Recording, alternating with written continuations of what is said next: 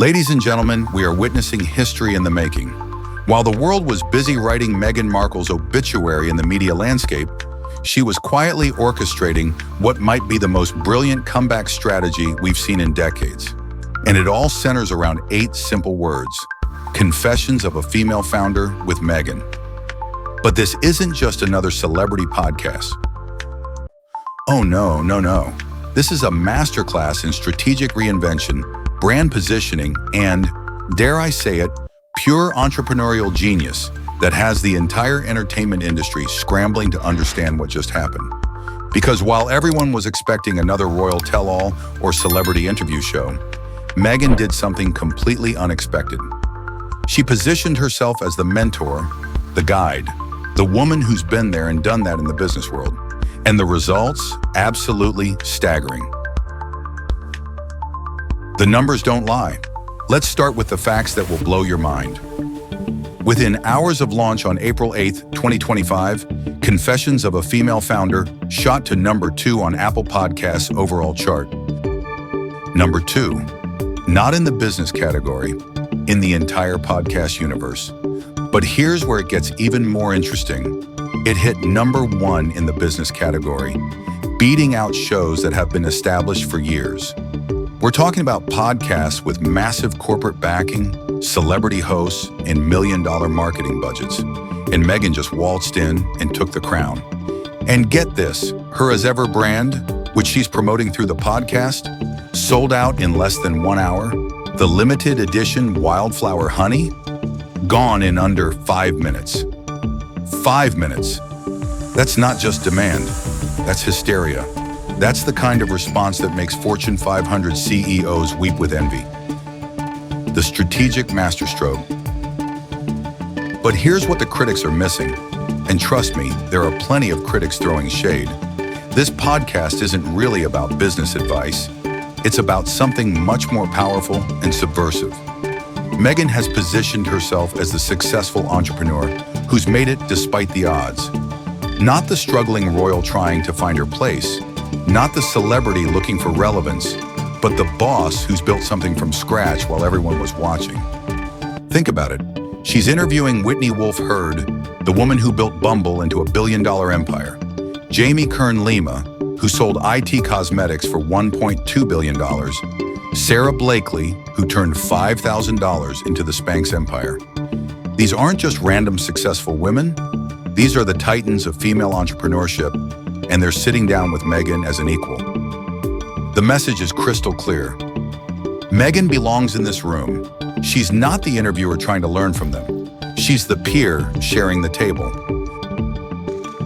The brilliant rebrand. Remember when everyone called her Duchess Difficult? When the headlines were all about palace drama and family feuds? Well, guess what? That narrative just got completely obliterated. On this podcast, Meghan introduces herself simply as Meghan. Not the Duchess of Sussex, not the former royal, just Meghan. The entrepreneur, the founder, the woman building an empire while raising 2 children and managing a multimedia career. And the conversations, they're not about royal protocols or family drama. They're about postpartum preeclampsia, the challenges of working from home with kids, the real struggles of building a business while the world watches your every move. When Meghan talks about having Princess Lilibet on her lap during executive meetings, she's not being cute for the cameras. She's being real about what modern motherhood and entrepreneurship actually look like. The Spotify revenge arc. Now let's talk about the elephant in the room. Remember when their executive called Harry and Meghan fucking grifters after their deal fell apart? When the media painted it as another Sussex failure? Well, here's the plot twist nobody saw coming. Meghan's new podcast performed dramatically differently across platforms. Number 4 on Apple, but only number 24 on Spotify. Coincidence? I think not. This isn't failure. This is strategic warfare. Meghan's audience is literally boycotting the platform that disrespected her. They're following her to Apple, to Amazon Music, to wherever she goes next. That's not just fan loyalty. That's brand power. Spotify thought they were dumping dead weight. Instead, they gave Meghan the ultimate redemption story and proved that her audience is more loyal to her than to any platform. The haters are helping. And oh my goodness, let's talk about these reviews. The Times gave it 1 star and called it vapid lessons in self-love. The Guardian called it stomach-turning. The Telegraph said it was mindless aphorisms. But you know what these critics don't understand? Every single harsh review is free publicity. Every snide comment is driving more people to listen. Every attempt to dismiss Meghan is actually amplifying her reach. The reviewer who said he wanted to beat his head against the wall while listening, that quote is being shared everywhere, making people curious about what could possibly be so provocative about a business podcast. The critic who timed exactly when Whitney Wolfe Herd talked about business versus when Meghan spoke, that level of obsessive attention to detail just proves how seriously people are taking this show. The genius of the format. Here's what's absolutely brilliant about the Confessions format. It flips the traditional interview dynamic completely upside down. Usually when celebrities do business content, they're the students asking successful entrepreneurs for advice. But Meghan structured this as peer-to-peer conversations. She's not learning from these women, she's building with them. When she talks to Sara Blakely about betting on yourself, she's not getting a lesson, she's comparing strategies. When she discusses work-life balance with Whitney Wolfe Herd, she's sharing her own solutions about having Lilibet interrupt executive meetings. The confessions aren't coming from the guests. They're mutual exchanges between women who've all fought similar battles and won. The As Ever Empire connection. And let's be absolutely clear about something. This podcast is the marketing engine for what could become a billion-dollar lifestyle empire. As Ever isn't just selling jam and honey, it's selling the Meghan Markle lifestyle, the aesthetic, the values, the aspiration to build something meaningful while staying true to yourself. Every episode of the podcast is essentially a masterclass in how Meghan thinks about business, creativity, and life. By the time listeners finish an episode, they don't just want to buy her products, they want to be like her. The fact that her first collection sold out in under an hour isn't luck. It's the result of months of strategic storytelling through this podcast, building anticipation and desire. The Netflix partnership genius. But here's the part that will make your head spin. Netflix isn't just streaming her cooking show. They're partnering with her on the As Ever brand. That means one of the world's largest media companies is betting real money on Meghan's business acumen. Think about that for a second. Netflix has access to every piece of data about viewing habits, engagement, and audience behavior. They've seen what Meghan can do, and they decided to go into business with her beyond just content creation. That's not celebrity favor trading. That's corporate strategy based on real performance metrics. The authenticity factor. What makes this podcast genuinely compelling is how authentic Meghan sounds when she talks about the messy reality of building a business. She's not pretending everything is perfect. She talks about feeling overwhelmed, about learning as she goes, about the challenges of doing everything in the public eye. When she mentions having postpartum preeclampsia while trying to juggle business decisions, that's not oversharing. That's showing the reality that most girl boss content completely ignores. The criticism that the conversations are too positive or mutual admiration societies misses the point entirely. These women have all been through the ringer. They've all been criticized, doubted, and dismissed. Of course, they're going to celebrate each other's victories. The long-term strategy. Here's what I think is really happening. Meghan isn't just building a podcast or a lifestyle brand. She's building a media empire with multiple revenue streams that all reinforce each other. The podcast drives interest in As Ever.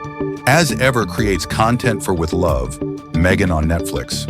The Netflix show provides material for the podcast. It's a closed loop of content creation and business development.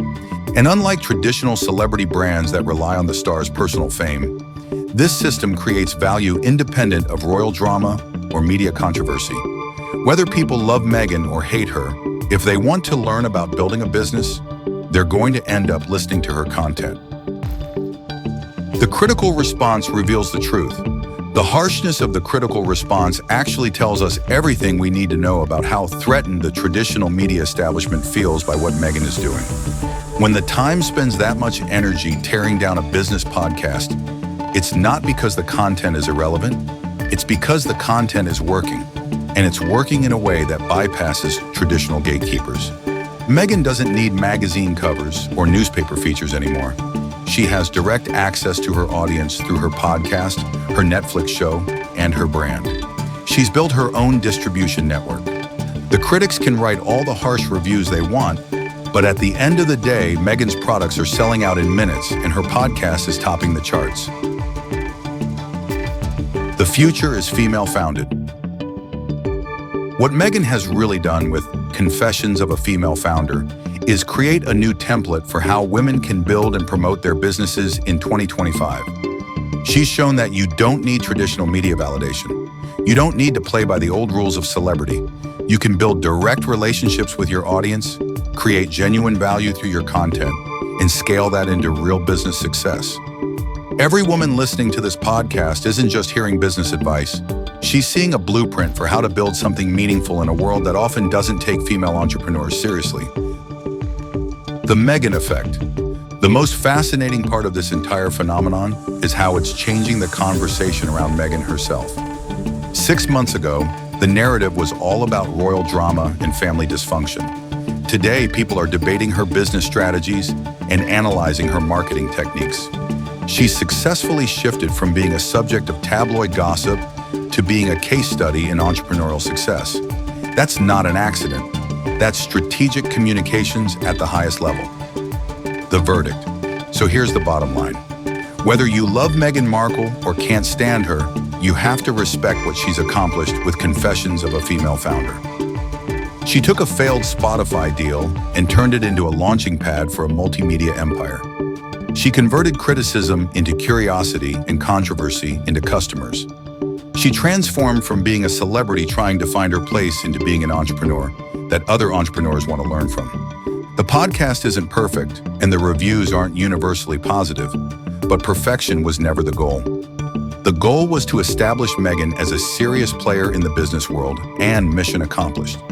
In a media landscape where everyone is fighting for attention, Meghan found a way to make her audience come to her. She built something that creates value for her listeners while driving her own business goals. That's not just smart marketing, that's entrepreneurial excellence. And if you think this is impressive, just wait until you see what she builds next. Because if Confessions of a Female Founder has taught us anything, it's that Meghan Markle is just getting started. The phoenix has risen and she's on fire.